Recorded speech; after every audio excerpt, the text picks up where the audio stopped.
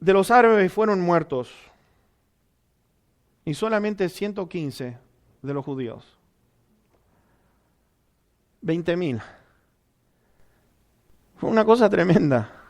Y les voy a decir lo que están diciendo los árabes, lo que ellos vieron, porque cuentan historias increíbles. Los egipcios, mis hermanos, tenían todo. Imagínense, están llamando por radio por todos lados para organizar lo que son los tanques y los aviones.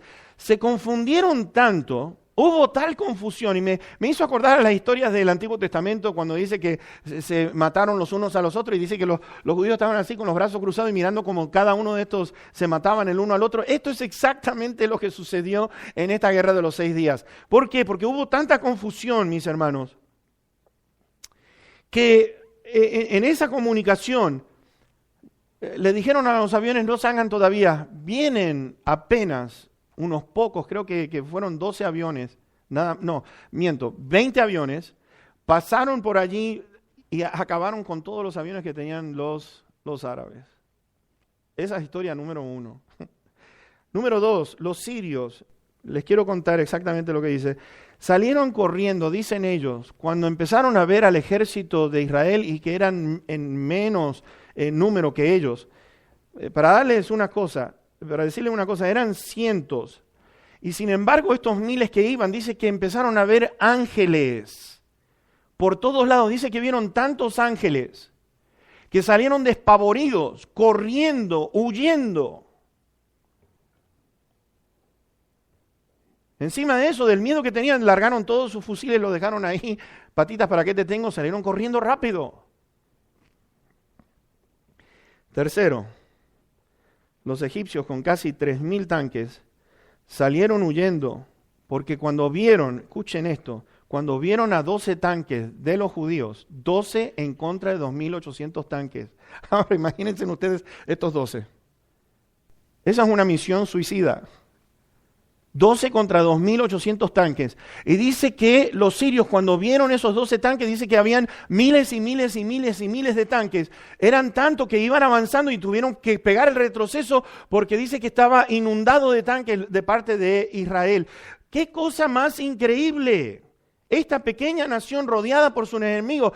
Lo más interesante de todo es que pudieron recuperar 3 veces más, extendieron su terreno 3 veces más de lo que tenían antes.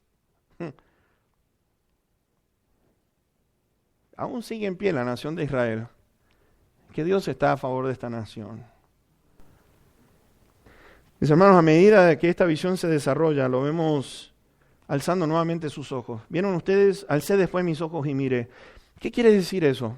Vean ustedes que en 3, 4 ocasiones lo vemos a Zacarías que dice que tuvo que alzar los ojos, lo cual quiere decir que estaba meditando con su cabeza agacha, estaba agachado, estaría en oración, yo me imagino, o pensando en esa visión, y dice que cada vez alzaba sus ojos y empezaba a mirar a algo tremendo. Y en esta ocasión ve a un varón que tiene un cordel de medir. Ahora, ustedes van a decir, ¿qué es lo que quiere decir esto? Vamos a ir al capítulo 1 de Zacarías y versículo 16. Pues dice allí: por tanto, así ha dicho Jehová, yo me he vuelto a Jerusalén con misericordia, en ella será edificada mi casa, dice Jehová de los ejércitos. Y vean esto, y la plomada será tendida sobre Jerusalén. La plomada va a ser tendida sobre Jerusalén. Empieza a medir. ¿Qué es lo que está midiendo? Es decir, Dios lo tenía anticipado, Dios lo tenía ya establecido, Dios lo tenía predicho. Y lo que Dios está diciendo, estoy tomando las medidas porque Jerusalén va a ser construida, reconstruida, y el templo va a ser reconstruido nuevamente. Hay algo que tenemos que mirar y observar en esto, es lo siguiente, mis hermanos: cuando Dios escoge algo,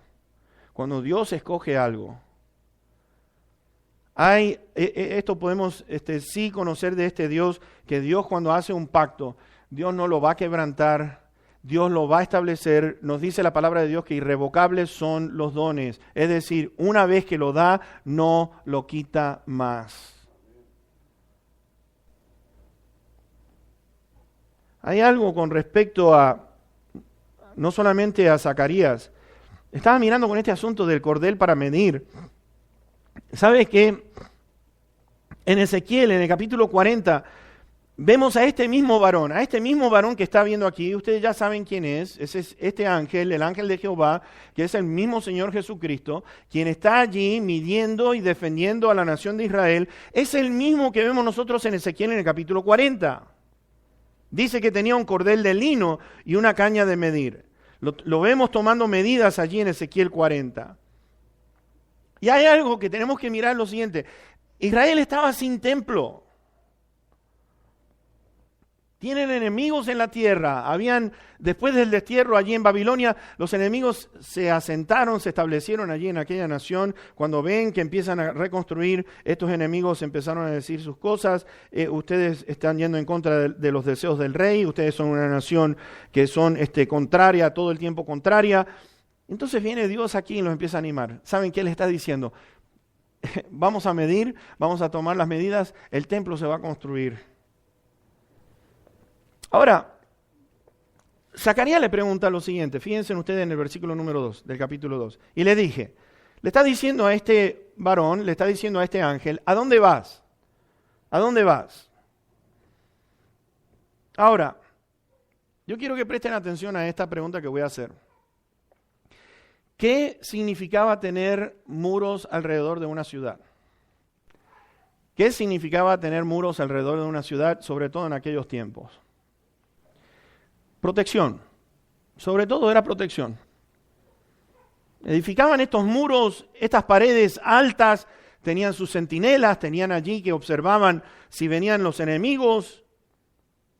Pero acá es algo diferente. Vean que en el versículo número 4 dice, habla a este joven diciendo, sin muros será habitada Jerusalén, a causa de la multitud de hombres y de ganado en medio de ella. Ahora, por un lado destierro, poca gente, desanimada, y ahora vemos nosotros sin muros, sin protección.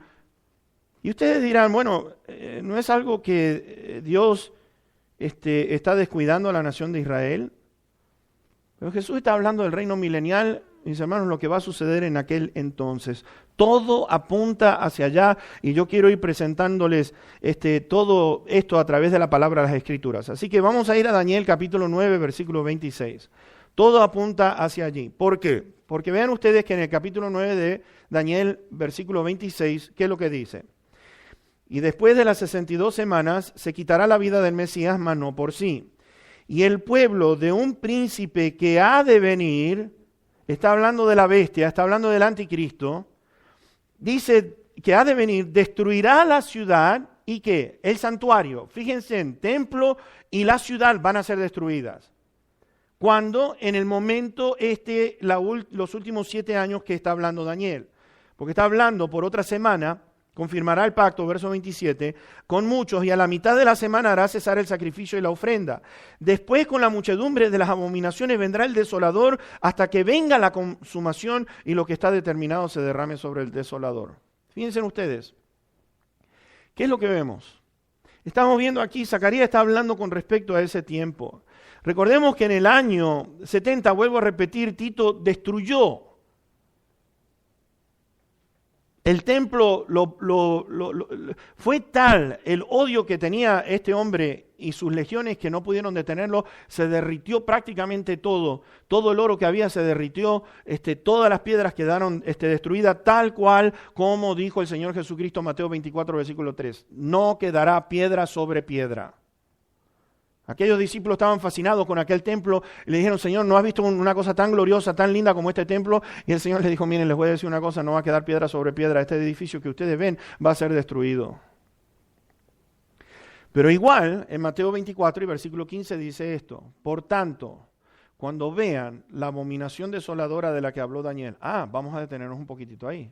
La abominación desoladora solamente se puede lograr cuando esté el templo. Quiere decir que Israel va a reconstruir su templo. Ahora, ¿por qué no lo ha construido? ¿Por qué no ha podido construir este templo? Mis hermanos, vean ustedes, tienen posesión de prácticamente todo el territorio, salvo un pedazo allí donde estaba el templo de Salomón. déjame decirte, después este templo que vemos nosotros de Ageo y Zacarías, que después el rey Herodes tardó 46 años para renovarlo, dice que era una de las maravillas de ese tiempo. Y sin embargo vemos nosotros que el Señor está diciendo, va a haber otro templo. Lo dice 2 Tesalonicenses capítulo 2. Dice, cuando este anticristo se sienta allí en el templo haciéndose pasar por Dios, vean ustedes, hace mención de un templo. ¿Por qué no han construido un templo los judíos? El asunto está, mis hermanos, que en estos momentos está la mezquita de Omar. Cualquiera que trate de subir allí es el tercer lugar más sagrado para los musulmanes.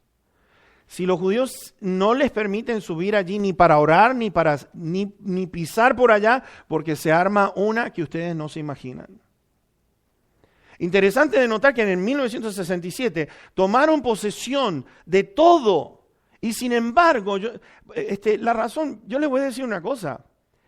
1967 fue un año clave, para mí fue clave. ¿Sabes por qué? Porque los judíos abarcaron todo ese terreno, ya era de ellos. Ellos si querían en ese momento podrían haber destruido aquella mezquita. Y sin embargo, ¿saben lo que hicieron? Le entregan a los palestinos y hacen un acuerdo. Desde ese entonces hicieron un acuerdo de que los judíos no podían hacer absolutamente nada, que esa era una porción para los palestinos. Ahora, mi pregunta es la siguiente.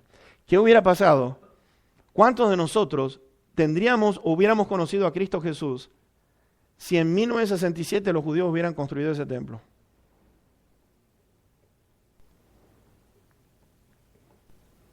Hay un tiempo en la historia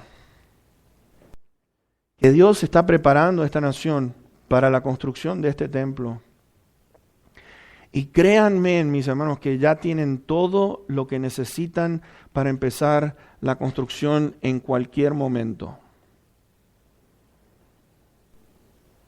Si llega a haber esa construcción, empecemos a contar los segundos porque, mis hermanos, en un abrir y cerrar de ojos, la iglesia va a ser sacada de aquí de la tierra. Nos queda poco tiempo.